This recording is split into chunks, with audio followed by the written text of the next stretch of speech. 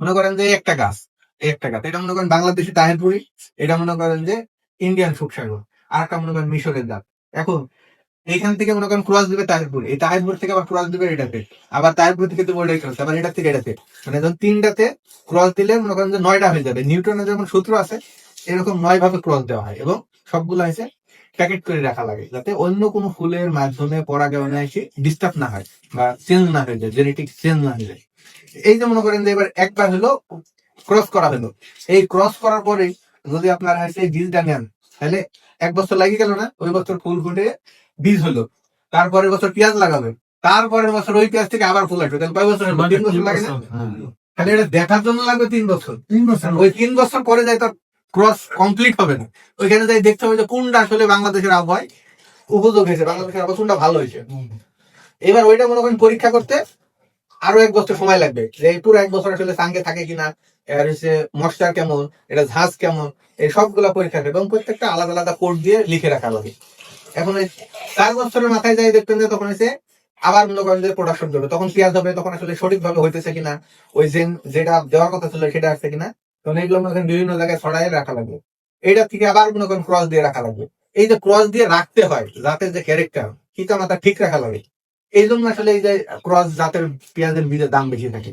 তাহলে খালি দেখার জন্য যদি 3 বছর লাগে, তাহলে এটা গবেষণা করতে একটা জাতকে কমপক্ষে 5 বার দেখা লাগে। তাহলে 5 বার দেখতে হলে 3 বছর, আর ওইদিকে 5 বছর, 7 বছর সময় লাগে। তো 7 বছর যদি একটা কোম্পানি একটা ভ্যারাইটির পিছনে বা বিভিন্ন ভ্যারাইটির পিছনে ইনভেস্ট করে, সেই মনে করেন যে ধরেন আমি এসে একটা আমাদের R&D কথা বলি, আমাদের R&D তে প্রায় প্রতি মাসে 10 লাখ টাকা খরচ হয় 1 বছরে। তাহলে প্রতি বছরে হয়েছে 1,20,20,00,000 টাকা। তো 7 বছর হয়েছে 7 কোটি, আর 7 দুগুণ হচ্ছে 8,40,00,000 টাকা। তো এই যে 8,40,00,000 টাকা কোম্পানি 7 বছরে ইনভেস্ট করবে, তাহলে এই টাকা কি আসলে কোম্পানি পকেট থেকে দেবে? এই টাকা কার টাকা? এই টাকা আপনাদের টাকায়। কিন্তু হ্যাঁ, কেন ওই কোম্পানি ইনভেস্ট করতে সেই জায়গায়? আপনাদের টাকা দিয়ে ইনভেস্ট করতে, সেই কারণে নতুন কিছু দেওয়ার জন্য। দেখেন আজ থেকে যদি আপনারা 15 বছর পিছিয়ে যান, 20 বছর পিছনে যান, তখন কিন্তু এরকম এত ভালো জাত ছিল না, ছিল?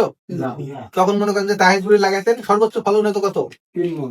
সর্বোচ্চ কাঠায় হয়েছে 2 মণ 3 মণ, এর বেশি হতো না। ভালো হলে 3 মণ, আর এমনি হয়তো 2 মণ, 2.5 মণ, এর বেশি কখনোই হয় না। সেই পেঁয়াজ এখন কাঠা হয়েছে 10 মণ। তাহলে কোথায় থেকে কোথায় আপডেট হয়েছে? এই যে মনে করেন যে প্রক্রিয়া, এই প্রক্রিয়ার কারণে আসলে কোম্পানির বীজের দাম বেশি হয়। আপনারা অনেক সময় প্রশ্ন করেন যে কেন দাম নাই, কেন দাম নাই, কেন দাম নাই। এবার তো এই কেন প্রশ্নটা তো পাওয়া গেছে, তাই না? এখন তো একটা জিনিস জানলেন যে হাইব্রিড করতে আসলে কি কি প্রসেস করা লাগে। এই যে মনে করেন যে খালি একটা দুইটা, আমি তো 3টার কথা বললাম, কোম্পানি তো 3টার কথা না।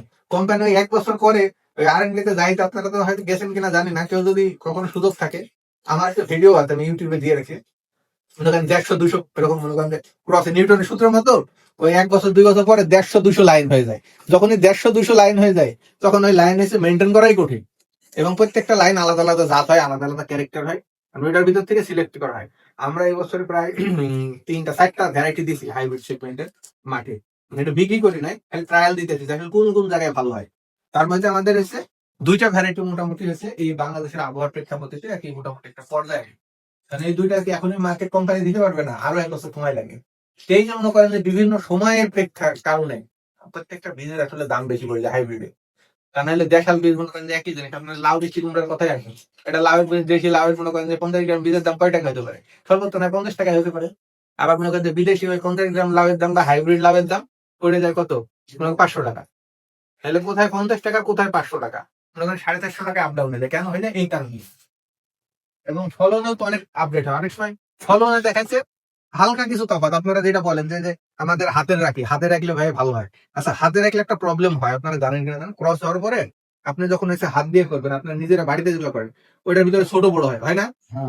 ছোট বড় কেন হয়? ওই যে মনে করেন যে জিন যে নিয়ন্ত্রণ করা হয়, তো ওই যে এখানে বললাম না, পিতা মাতা এরকম নিয়ন্ত্রণ করা হয়, কিন্তু আপনার কাছে তো পিতা মাতা নেই।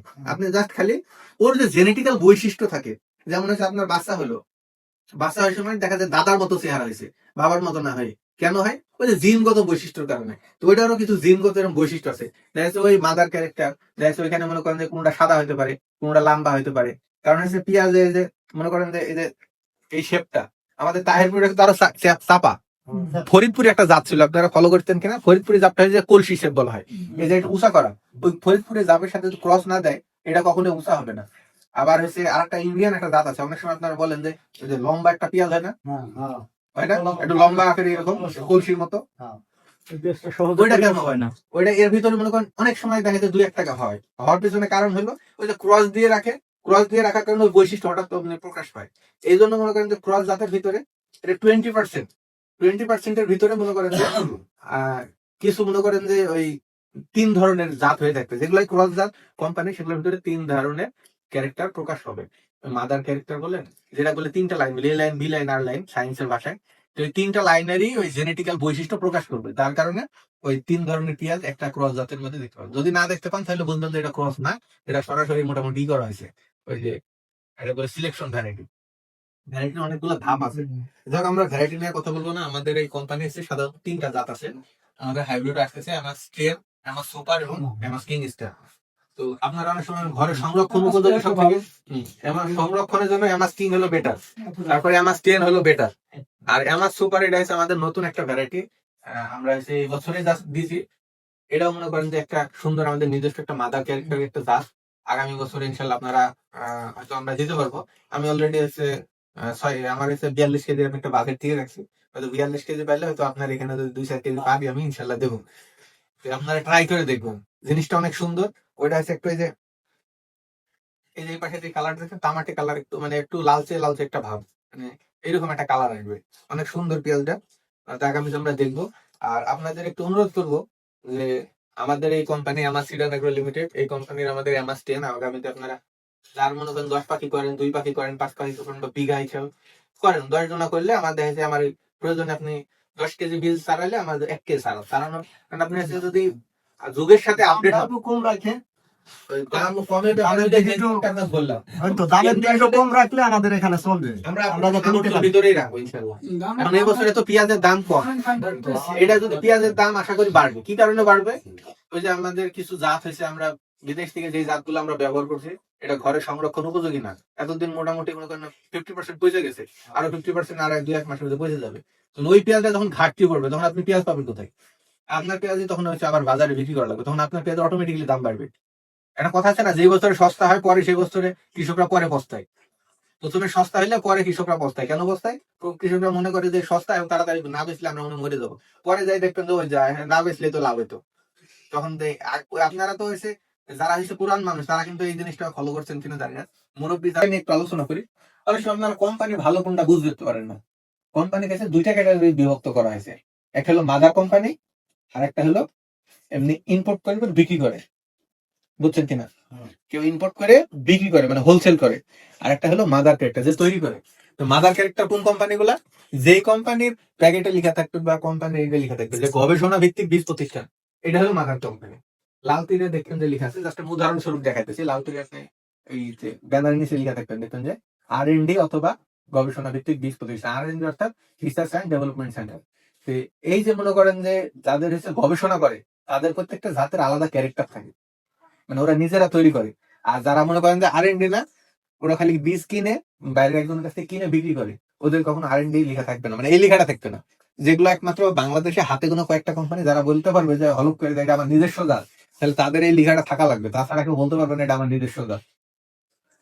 বুঝছেন কিনা? তাহলে আপনারা যদি অরিজিনাল কোনো বীজ কিনতে হয় তাহলে এই লেখাটুকু দেখে কিনবেন। এই লেখাটা কেউ ওই এমনি মনে করেন যে এইসব লেখাগুলো সম্ভব, কিন্তু এই লেখাটা চাইলেই যে কেউ লিখতে পারবে না। ফরিদপুরের কোনো আমাদের প্যাকেটেও লেখা থাকবে, ক্যানেও লেখা থাকবে, মানে সব জায়গায় লেখা থাকবে। আমাদের গুগলে সার্চ দিনের লেখা থাকবে, আমাদের ক্যানের গায়েও লেখা থাকবে, সব জায়গাতে। ক্যানে যে এই যে এখানে লেখা আছে, ক্যানের এখানে আছে বোঝা যাইতেছে, মানে ফুল বোঝা যাইতেছে না, এই জায়গায় লেখা আছে। আবার এই যে এটা হচ্ছে আমেরিকায় উৎপাদন হয়, এটা আমেরিকায় পতাকাও দেওয়া আছে। এই জিনিসগুলো আপনারা ফলো করবেন। আরেকটা জিনিস, ভালো কোম্পানি আরেকটা বৈশিষ্ট্য, সেটা লিমিটেড কোম্পানি গুলো নেবেন। প্রোডাক্ট কেনার সময় এই লেখাটুকু দেখুন যে লিমিটেড কোন কোম্পানি। লিমিটেড কোম্পানি গুলো হয় কি, এটা একটা লিমিটেড একটা প্রতিষ্ঠান আছে, যে প্রতিষ্ঠান এগুলো নিয়ন্ত্রণ করে। আপনি চাইলেই যে কোনো দেশ করতে পারবেন না, এটা রুলস মেনটেন করে। বসেন বসেন, এটা রুলস মেনটেন করে করা লাগে লিমিটেড কোম্পানি। তাহলে প্রথম স্টেজ হলো মাদার যে কোম্পানি, সেই কোম্পানি চিনতে হলে কি লেখা দেখে নিবো আমরা। আজকে এইটুকু যদি না শিখতে পারেন ভাই, আমার তাহলে পুরো মিটিং এ ব্যর্থ। আমরা অরিজিনাল কোম্পানি চিনতে হলে কি করবো? প্রথম গবেষণা ভিত্তিক। এই লেখাটাকে 2টা ভাগে লেখা থাকে। আমি একটা ইংরেজিতে লেখা থাকে, সংক্ষিপ্ত লেখা থাকে R&D, এই 3 অক্ষরে লেখা থাকবে। আর যদি মনে করেন যে বাংলায় লেখা থাকে তাহলে এইভাবে লেখা থাকবে, গবেষণা ভিত্তিক বীজ প্রতিষ্ঠান। এই 2টা ভাগের একটা ভাগ যদি আপনারা বীজ সবসময় দেখে নেন, তাহলে আপনারা নিশ্চিত থাকবেন এই কোম্পানি আপনার সাথে 2 নম্বরই করবে না। যদি 2 নম্বরই করে এই কোম্পানি পালাই যেতে পারবে না আপনার সাথে। কোনো যে কোনো ধরনের প্রবলেম হলে ওদের ইনফর্ম করলে ওরা এসে ব্রিডার আছে, কোম্পানির লোকজন আছে, অ্যাসিস্টমেন্ট সর্বোচ্চ সহযোগিতা করবে। এই কোম্পানি পালাই যাবে না। আর কোন কোম্পানিগুলো সাধারণত মনে করেন যে বলা যায়, আমি এটা বলতে চাই না, মানে বিভিন্ন কোম্পানিগুলো আছে দেখবেন যে যেমন লিখা থাকতে পারে এই লিমিটেড লিখা নাই, এবং ওদের সাধারণত এই যেমন এমাসিড ওদের সাধারণত নিজস্ব নাম দিয়ে যে কোনো দোকানদাররা, যে কোনো কৃষক এটা নিজস্ব নাম দিয়ে বিক্রি করে, কয়েকদিন পরে মনে করেন গায়েব হয়ে যায়। যেমন হয়েছে একটা নাম আপনাদের পরিচিত সবারই মনে হয়, 2022 সালে মনে হয় একটা এরকম প্রবলেম হয়েছিল। সবারই নাম মনে আছে? কি একটা কোম্পানি বলেন তো, আপনাদের সবাই ঠগাইছিল ভাঙ্গার? আল্লাহ দান। আমি নিজে প্রথম যখন চাকরি এখানে আসি, আমার ভাই আল্লাহ দান হবে না। আল্লাহ দান কি আমি তো বুঝতে পারি না। আমার কাছে এমনি আল্লাহ যে ভালো বীজ দেয় সেইটা মনে হয়। হ্যাঁ, তো বলছে যে না, পরে হয়েছে ভাই এরকম একটা কোম্পানি। এই জন্য আমি জাস্ট তার দুর্নাম বলতেছি, মানে কৃষকের ক্ষতি করা যাবে না। তাহলে ওইগুলো আপনি ওইগুলো থেকে বাঁচার জন্য অরিজিনাল কোনটা ক্যান করা ভাই কোনো কঠিন না। একটা ক্যানের দাম মনে করেন 40 থেকে 50 টাকা, বা হাই কোয়ালিটি